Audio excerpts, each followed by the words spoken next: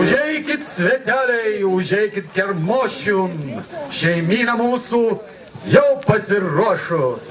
Tai laukiam, tai prašom per tiltą žingsniuoti, dairyti žolynų, derėtis, kvatoti. Kvatoti!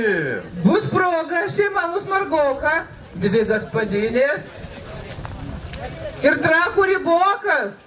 Mergelės nendrelės. Mergelės nendrelės ir ponai lekoriai. Parinksim žolelių, kad nesopėt šonai. Sriubos kopustinės įpils gaspadinė, ribokas paaiškins, kaip kimba sardinė. Žolynai, grūdai, vainikai brolyti. Patiko kuklės, save pristatykit. Pasakorė kopustinės aš prisistatysiu, knygą istorijos jums paskaitysiu. Iš jos sakmės seksiu, istorijas klosiu ir pasakas laiviai vaikams sugalvosiu. Sakyk, kur mes kviečiam? Kaip kur? Į Kermošių.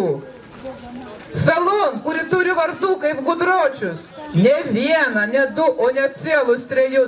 Kopustinės, Karvinės, Karaimų sala. Girdėjau istoriją šio lopinėlio garbinga. Teisybė, garbinga, sena ir šlovinga. Karaimų kariai čia nuo amžių budėjo ir Vytauto sapną, ir pilį stebėjo. Nuo priešo kryžiuočiaus drąsi kariauna, kaip mūras senolius vis gynė jėga. Laikams pasikeitus, karaimams jį liko. Tiek gyvulius ganė, kopūstus augino. Girdėjau, sala rūmų dvasias regėjo. Teisybė, kadais čia dvaras stovėjo.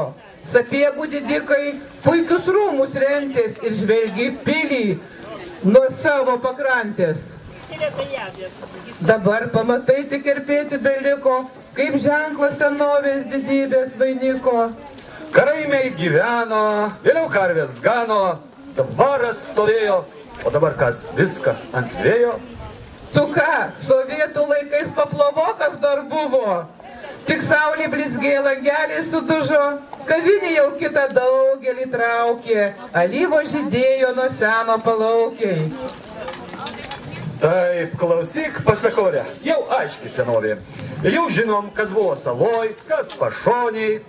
Jau laikas į savo valdas visus leisti ir žolinės šventei pradžią paskelbti. Jau skelbėmės pradžią kopustinės Kermošiui. Užeikit sveteliai. Stalai jų nugloti. Te saugo šventieji jūsų šeimas. Žolinė švenčia visa Lietuva. Užeikit sveteliai. Užeikit sveteliai. Užeikit Kermošiui. Pačiausiai gražiai atrodys. Mažas kopūstai. Su šovinė. Kaip nusiteikia visus šiandien visą dieną pavaišinti kopūstais, jo? Jo, šiandien visiems pavaišinti kopūstų sriubą. O kai išsibaigs šitas puodas? Harčio yra. Harčio keis? O, prašom harčio.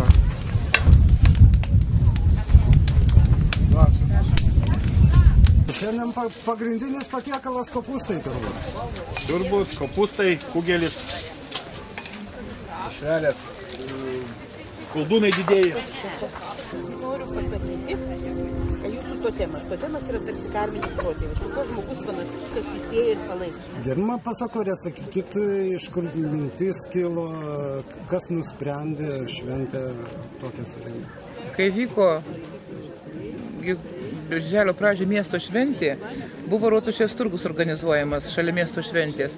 Ir buvo apie 100 amatininkų atvykusių. Patys amatininkai pasiūlė dar kartą panoro atvykti į Trakus.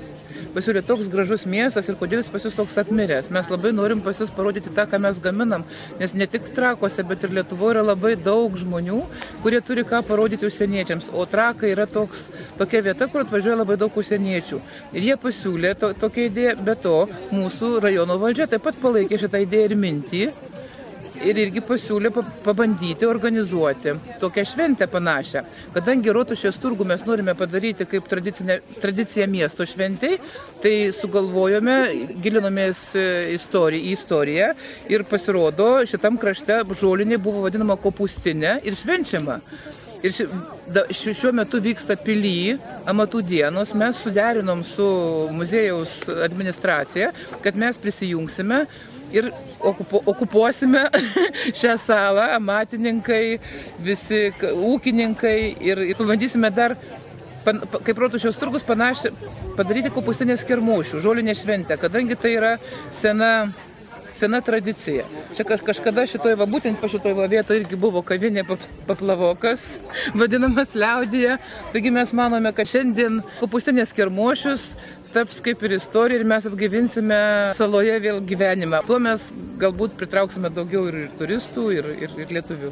Panoro bendruomenės parodyti, ką jos sugeba, ką jos gali ir patys žmonės, kaip sakyti, patys vieni pas kitus ateinam. Vat yra iš Tiltų, atvažiuos aukštadvariečiai 3 valandą, onuškiečiai koncertuos, Dusmenų bendruomenės koncertuos, parodys, vieni kitiems ką patys moka ir svečiams parodys. Taip, programoje folkloras. Taip? Taip, programoje folkloras. Ačiū. Labą dieną.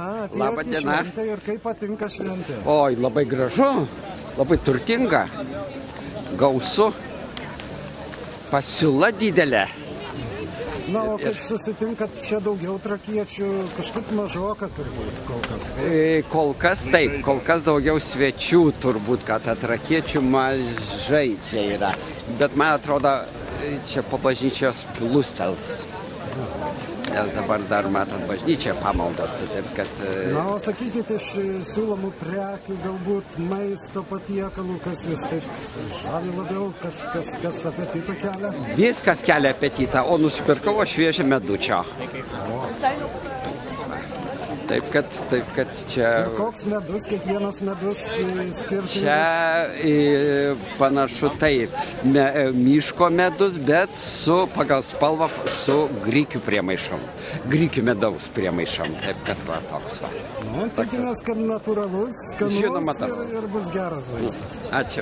Ačiū Jums. Džiaugiuosi, kad pas mus yra tokie organizatoriai, kurie stengiasi, vaidina, dirba, nemiega naktim dėl to, kad viskas gerai praeitų.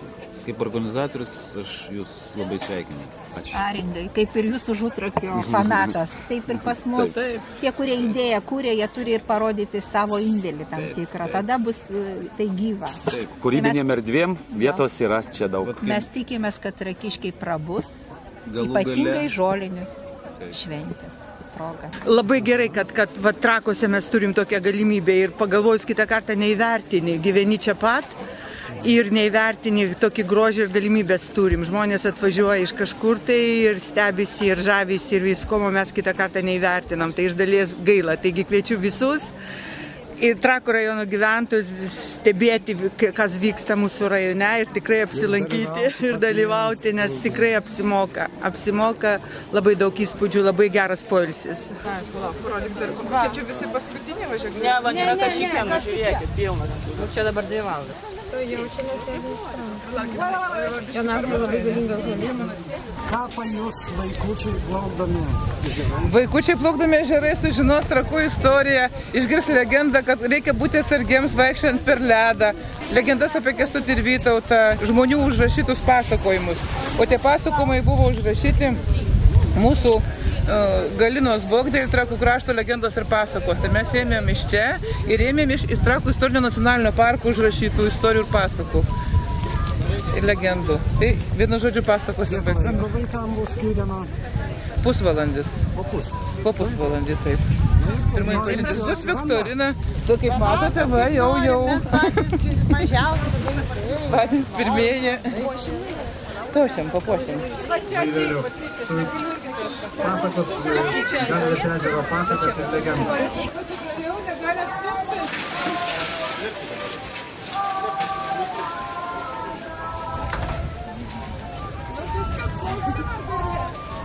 Matysime dar ne.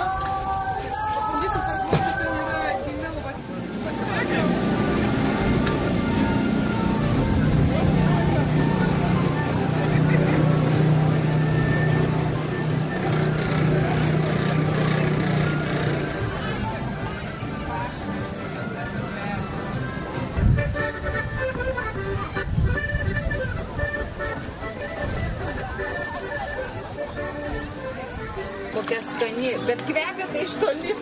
Jo. Na ir teko svečius pavaišinti, kaip patiko sriuba.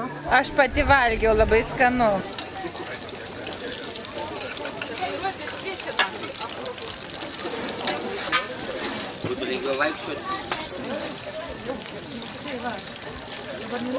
Oi, labai gerai, reikia į gamtą daugiau eiti, tokių renginių daryti. Labai kultūringa, labai gražu.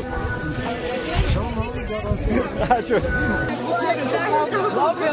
Ar galim su jumis nusifotografuoti? Prašom, atnežiu čia. Turiu darbo, ne? Sakykit, ar kiekvieną kartą plaukiant kopūstą su savimi? Ir ne vieną. Prizai, turi visiems aš pasakojam istorijas, atgaivinam. Kokiagi šventė? Kopūstinė, visi turi žinot, kad... Pasakojat istorijas, paskui klausėt ir... Taip, vyksta viktorina ir čia yra vienas iš pagrindinių prizų, kurio visi labai džiaugiasi, va, kokie prizai. Iki šiol neteko tokio renginio stebėti, labai nuostabus, labai gražus. Labai daug yra vietų, kur galėtų pabūti visa šeima. Ta prasme, pabendrauti ir pažaisti kartu, nes yra ir vaikam, ir mamom, ir tėvam užsiėmimo, ir daug labai žaidimų visokių sugalvota. Aš labai laiminga ir patenkintas to, kad yra tokia šventė. Tikrai labai smagu.